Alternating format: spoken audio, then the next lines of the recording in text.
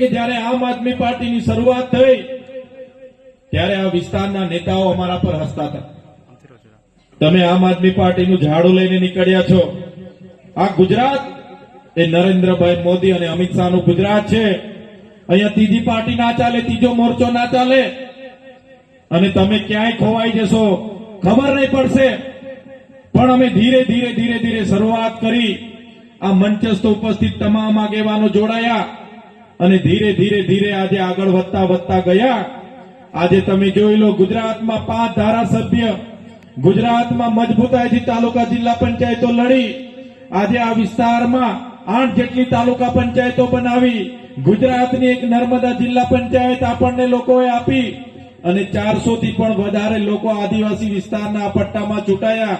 અને આજે જ્યારે દિલીપભાઈ જેવા મજબૂત આગેવાનો, મહેન્દ્રભાઈની આખી ટીમ આપણી સાથે જોડાવાની છે, ત્યારે હું તમને ખાતરી આપું છું, આવનારા દિવસોમાં જો તમારો સહકાર મળી જશે તો આ ભારતીય જનતા પાર્ટીને ઉખેડીને ફેંકી દઈશું.